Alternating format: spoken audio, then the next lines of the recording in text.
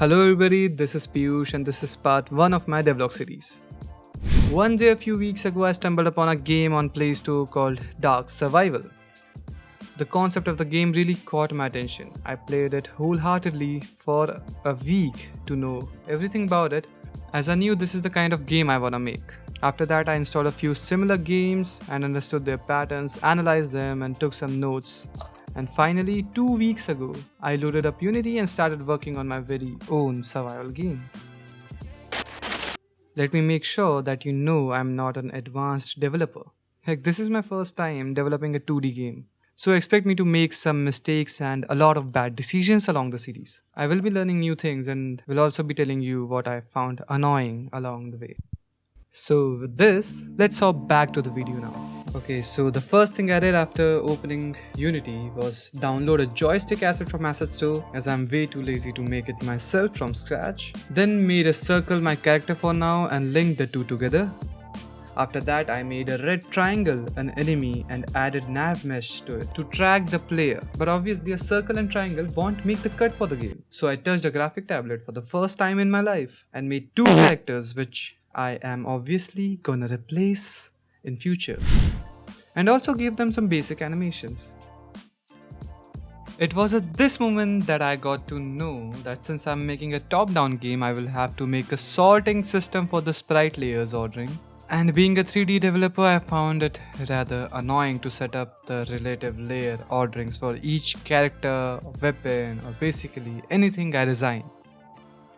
But what needs to be done must be done. So I made it by watching a few tutorials on the internet, and now my characters were properly being rendered on the screen.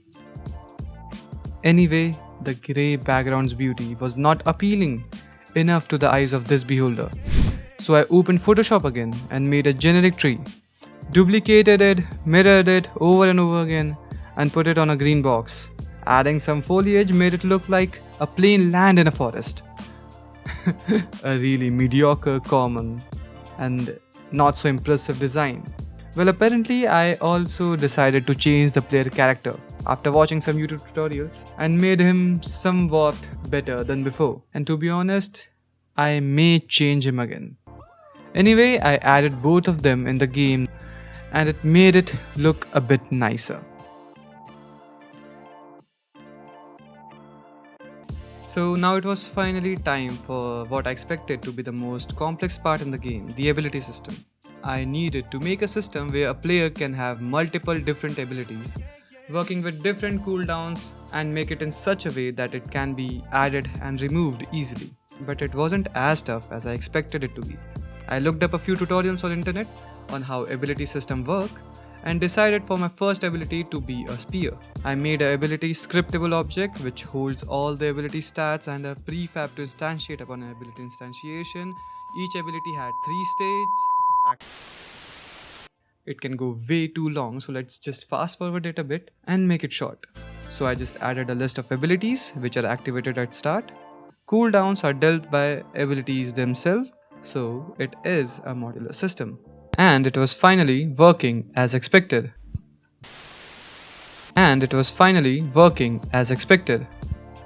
Surely, these white rods don't look like a spear. It was time to make a good one. By this time, I kind of felt like my design skills have improved enough to make some convincing assets. I made a simple attack animation and also made enemies take damage. Now, it was time for the enemy wave system. It was easy though, all I had to do was make a list of waves and each wave have some properties such as wave duration, enemy spawn interval, and a list of enemies and their chances of spawning in the wave. Made a wave manager which worked using all the properties and processed the waves. Also I made enemies drop some scoring items. The player now had a way to level up and get new abilities or upgrade previous ones. Oh wait, upgrade. I need to make an upgrade system as well.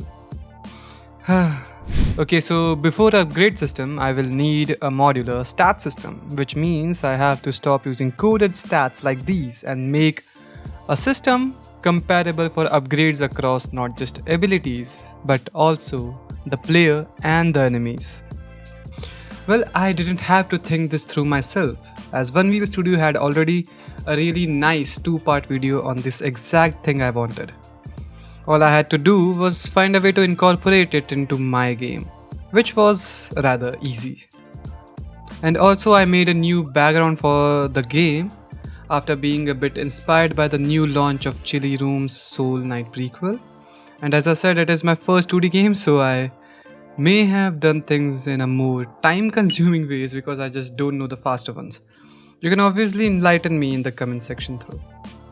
Also, I added a slider for showing the progress of the level and made a simple upgrade occur on level up.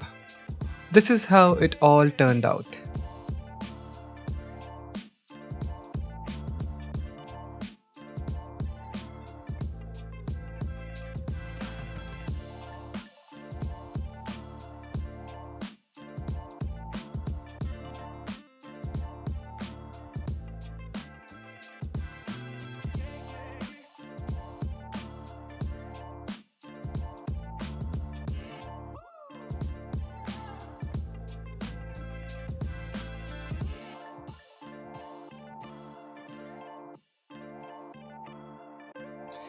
I guess this is it for this video, guys.